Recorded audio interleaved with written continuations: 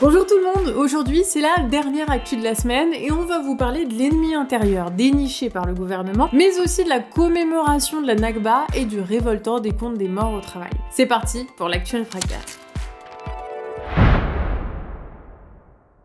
Bon, vous avez pas pu louper le nouveau best-seller de Retailleau, le fameux rapport sur les frères musulmans qui occupent tous les plateaux télé depuis hier. Mais savez-vous ce que contient réellement ce fameux rapport ? Bah, nous non plus, parce que ce rapport, c'est immédiatement devenu un prétexte pour nous resservir une grosse plâtrée de débats creux sur la guerre civilisationnelle. En gros, beaucoup de blabla et peu de faits. Alors on a décidé de se pencher sur le rapport pour remettre les pendules à l'heure. En fait, ce rapport, il prétend désigner une immense menace cachée, à savoir l'entrisme des frères musulmans au sein des mosquées. Alors pour celles et ceux qui savent pas ce que c'est que l'entrisme, c'est une technique qui consiste à entrer dans une organisation pour en influencer la ligne en cachant ses intentions. Du coup, par définition, c'est caché. Et ça, c'est ce qui permet à Retailleau et compagnie de laisser entendre que l'islam en France serait gangréné par l'entrisme des frères musulmans. Alors qu'en réalité, il n'y a aucune preuve. Du coup, les auteurs du rapport sont obligés de trouver des critères pour identifier l'intégrisme qui sévirait dans les mosquées. Et parmi ces critères, on y retrouve par exemple le port du voile ou le jeûne pendant le ramadan. Bon, sans être musulman, il suffit d'avoir des potes qui pratiquent cette religion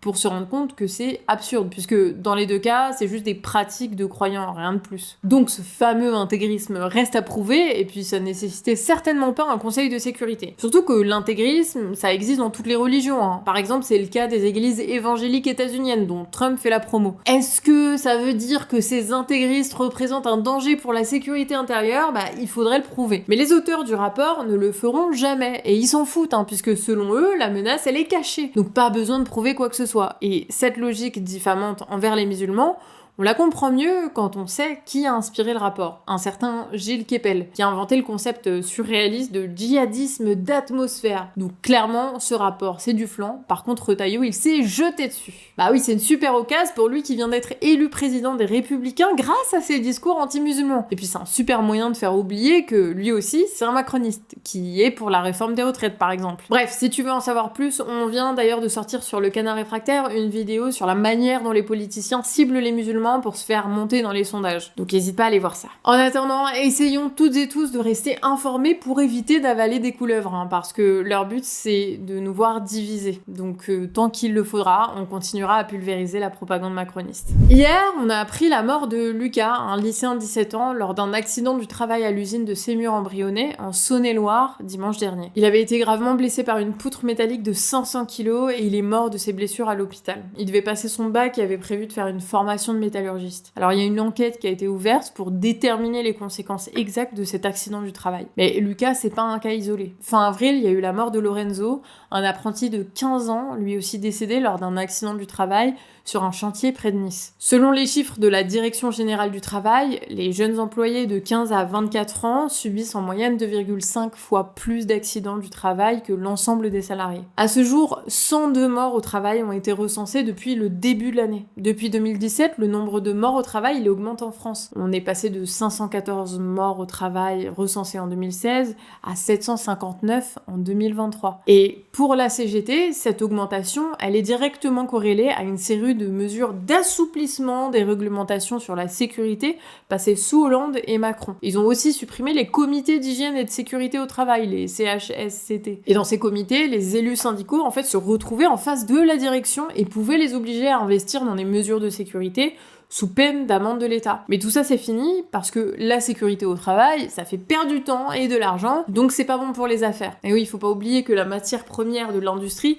c'est avant tout les travailleuses et les travailleurs. Et c'est pour ça que les costards cravates nous sacrifient pour leur profit. Donc il est urgent de leur reprendre des mains toute l'économie. Le samedi 17 mai a eu lieu la commémoration des 70 ans de la Nakba, catastrophe en arabe, avec une manifestation qui a rassemblé quelques milliers de personnes à Paris et dans plusieurs villes en France. La Nakba, ça fait référence au nettoyage ethnique des Palestiniens et à l'exode concomitant qui a eu lieu après la création de l'État d'Israël en 1948. Bon, concrètement, ça a été l'expulsion de 85 à 90% de la population palestinienne des territoires annexés par l'État israélien, avec le déplacement de 700 à 800 000 personnes. Et évidemment, ça s'accompagnait de la destruction des villes et de villages palestiniens et du repeuplement de ce qui restait par les colons israéliens. En réalité, la Nakba, elle continue encore aujourd'hui, avec la présence de 5 5 millions de réfugiés palestiniens qui sont les descendants des Palestiniens déplacés en 1948 et depuis aussi avec le génocide en cours à Gaza. Pour rappel, l'État israélien, il bloquait l'aide humanitaire depuis le 2 mars, c'est-à-dire qu'aucune denrée alimentaire n'entrait dans la bande de Gaza, à tel point que lundi dernier, l'ONU avait alerté sur le risque que 14 000 enfants trouvent la mort si l'aide n'était pas rétablie au plus vite. Et ce n'est qu'aujourd'hui que l'arrivée des camions a repris. Dans le même temps, l'armée israélienne lance une vaste opération terrestre qui consiste en fait à conquérir totalement la bande de Gaza. L'objectif est désormais clair, en fait, il est depuis le début. L'État d'Israël veut aller jusqu'au bout du projet colonial sioniste en rayant complètement la Palestine de la carte. Dites-vous, hier on a appris que des soldats israéliens ont effectué des tirs de sommation face à une délégation diplomatique européenne à Jenin, en Cisjordanie. Et face à tout ça, on a les politiciens qui retournent leur veste à la télé avec des déclarations peu coûteuses, comme Yael Braun-Pivet qui dit que c'est tragique, ou encore Macron qui fait des déclarations par-ci par-là, mais sans que ça soit suivi d'actes. L'État français poursuit même sa politique de répression du mouvement de solidarité avec la Palestine. En fait, début mai, je sais pas si vous vous rappelez, mais le gouvernement a annoncé la dissolution du collectif Urgence Palestine,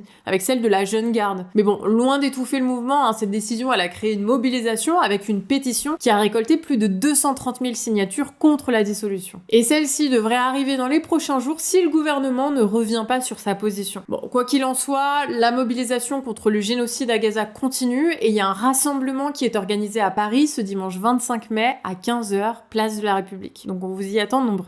C'est tout pour aujourd'hui, n'hésitez pas à nous laisser des commentaires si vous voulez nourrir la réflexion sur tous ces sujets, à nous dire aussi si les actus réfractaires de cette semaine vous ont plu, puisque c'était la dernière aujourd'hui de la semaine, demain il n'y en aura pas, mais on revient lundi pour la prochaine actu réfractaire. Sur ce, force à vous, on se retrouve dans la rue, ciao.